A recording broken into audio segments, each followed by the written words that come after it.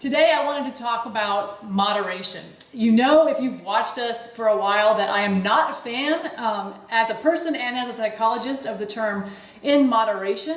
When I was in grad school, I knew people who took drugs in moderation who killed themselves. I've said this to people before online and they get mad. They're like, well, I'm not doing drugs, so it doesn't apply to me. But let's talk about why everything in moderation equals failure. First of all, moderation doesn't mean anything. Has no term. There's no line between moderation and excess, or moderation and not enough. Like it's a completely nebulous idea, this idea of moderation. And so when someone says, well, you know, everything in moderation, it's whatever they feel like is the right amount, whatever that means. It doesn't mean anything. The second thing for me is that when someone says that to me, I know that they're giving me an excuse to do a bad habit. Whatever that means, whatever they're talking about, if they say, well, everything in moderation, is an excuse to engage in a bad habit. And don't you always tell me that moderation is, people say moderation is what I do, excess is what everybody else does. Right. Exactly. You know, so it's convenient. Moderation is convenient if you want to continue to do a bad habit. When people talk about drinking in moderation, it doesn't matter how much they drink. They will tell you that what they do is moderation, right. Whatever that is. So it doesn't mean anything. It's an excuse to engage in a bad habit. And the way that you think about that is if someone said, well, I only cheat on my spouse in moderation, you'd be like, what? Like, it doesn't even make sense to say that. Right. So why is it okay when it comes to food or ingest or bad habit, the way that we treat our body? It's an excuse that's perfectly acceptable. Like, how often does someone say, oh, everything in moderation, and people around them nod? Yeah, nod their heads in agreement. That's fine, yeah. Yes. Or, I'm a good driver. I only get into accidents in moderation. What does that even mean? Yeah. It doesn't mean anything. And I like to tell people that when you do something in moderation, it's just like hitting yourself with a smaller hammer.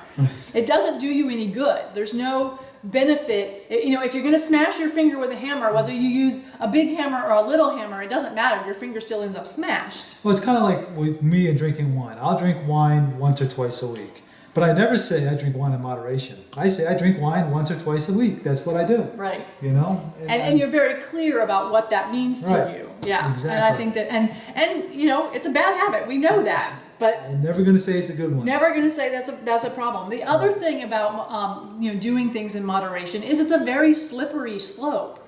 That one drink becomes 2, becomes 3, becomes 4. One steak dinner becomes 5. Because there's no line, because there's no definition, because moderation doesn't mean anything. It's very easy for that bad habit to grow and for you to justify it.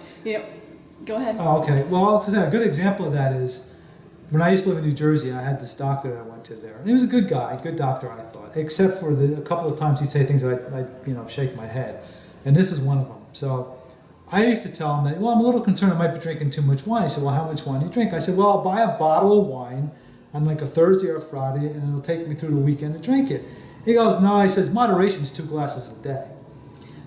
So to him, that is moderation, 2 glasses of wine every single day.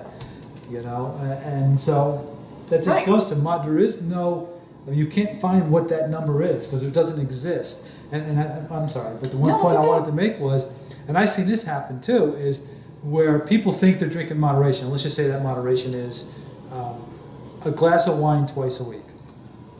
They go to an event and they talk to somebody and they say, yeah, I drink in moderation about 1 or 2 glasses a week. And somebody tells them, that's not moderation. Moderation, according to this, I would say always 2 glasses a day. Well, now you just got permission to still be in moderation and drink 2 glasses of wine a day. Right. So that number is very flexible. I think that doctors use everything in moderation as a way to not tell their patients what you're doing isn't healthy, stop doing it.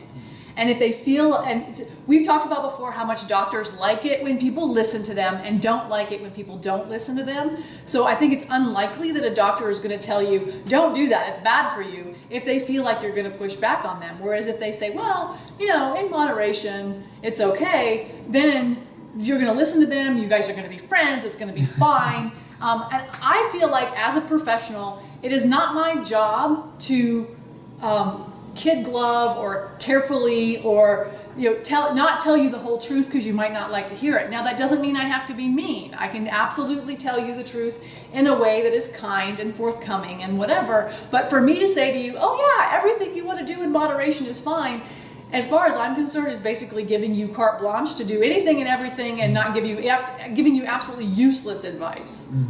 So that's the challenge I have with moderation. A friend of ours, Robert People, did a live video over the weekend. He talked, and he referenced us a few times. He talked for a half hour about how moderation is ridiculous.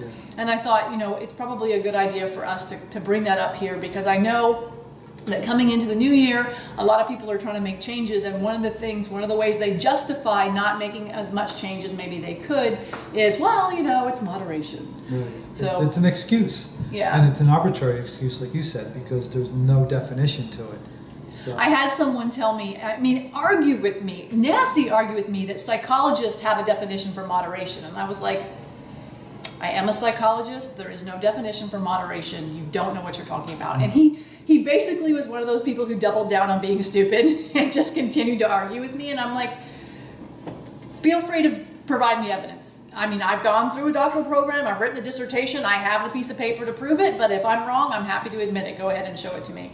And of course he couldn't. And he got so ugly and so personally attacking me that the person whose wall we were actually having the conversation on blocked him. It was that ugly. So I don't know. That's what I have to say about moderation. It's really not a thing. That doesn't mean you should never ever do anything that you know is a bad habit. Just don't use the word moderation. And I think I do, is if you're going to have, and I'm going to use wine just as an easy example because I can reference that, is that if I'm going to have, and for me it's always 2 glasses of wine. That's it. I'll have 2 glasses of wine. I'll have it once or twice a week, and that is it.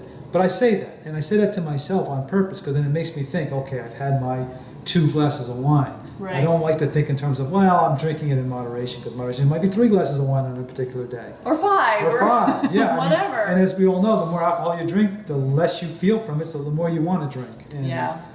So The you have that easier it issue gets, too. yeah. Yeah, so that's basically all I have to say about moderation as well. So, that's our topic for today.